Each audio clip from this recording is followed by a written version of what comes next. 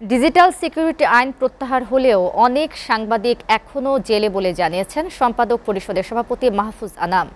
আর তথ্য প্রতিমন্ত্রী মোহাম্মদ এ আরাফাত জানান, অপসাংবাদিকতার চর্চা পেশাদার সাংবাদিকদের সবচেয়ে বেশি ক্ষতিগ্রস্ত করছে।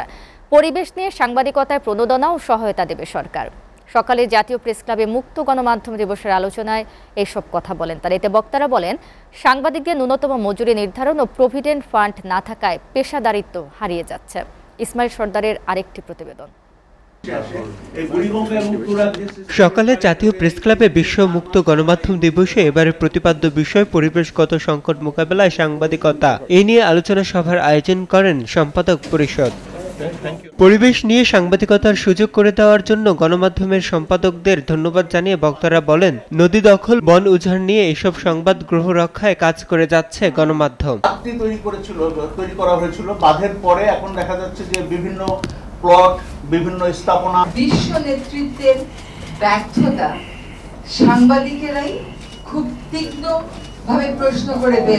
দেশের পরিবেশ ধ্বংসকারীরাই অনেক গণমাধ্যমের মালিক। সাংবাদিকদের কোনো বেতন কাঠামো ও প্রভিডেন্ট ফান্ড নেই, এর জন্য মুক্ত গণমাধ্যমের উপর বাধা আসছে বলে অভিযোগ করেন নোয়াবের সভাপতি এ কে আজাদ।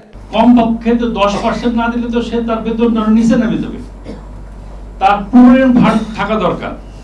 এইগুলো যদি না থাকে তাহলে সে যখন রিটায়ার করবে সে খালি হাতে বাড়ি যাবে এবং যেতে হচ্ছে। বাস্তবতা এটাই, আমরা স্বীকার করি বা না করি।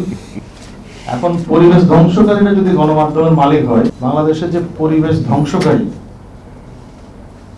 তাদের অনেকেই কিন্তু গণমাধ্যমের মালিক। তথ্য উপাত্ত সংগ্রহে সাংবাদিকদের সুরক্ষা দেওয়ার আহ্বান জানান সম্পাদক পরিষদের সভাপতি মাহফুজ আনাম। আপনি বলেছেন ডিএসএ উঠে গেছে, কিন্তু ডিএসএ ভিকটিমরা কিন্তু এখন জেলে আছে। তো একটা আইন আপনি মনে করলেন যে তার প্রয়োজন নাই, সেটা চলে গেল, কিন্তু আইনের ভিকটিমরা জেল খাচ্ছে, এটা আমরা মনে হয় একটা সামঞ্জস্যপূর্ণ কিছু হচ্ছে না। যাক না, অ্যাটলিস্ট আইন না হোক, আপনার একটা অফিসিয়াল স্টেটমেন্ট হয়ে যায় যে বস্তুনিষ্ঠ সাংবাদিকতা, তথ্যভিত্তিক যে ধরনের পরিবেশের রিপোর্ট হবে ওই সাংবাদিকদের কেউ আঘাত করতে পারবে না। সাংবাদিকদের সুরক্ষায় কাজ করে যাচ্ছে সরকার।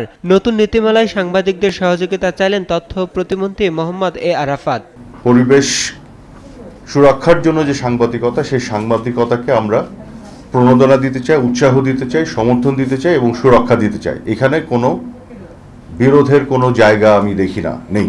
গণমাধ্যমের যে পূর্ণাঙ্গ স্বাধীনতা নিশ্চিত করা, সে বিষয়েও আমাদের অঙ্গীকার আছে এবং সেটি থাকবে। ওয়ালটন ফ্রিজ কিনে অনেকের মতো আপনিও হয়ে যেতে পারেন মিলেনিয়াল, সেরা পণ্যের সেরা অফার। এদিকে মুক্ত গণমাধ্যম দিবস উপলক্ষে জাতীয় প্রেস ক্লাব আলাদা অনুষ্ঠানের আয়োজন করেন। ইসমাইল সর্দার, এসটিভি, ঢাকা।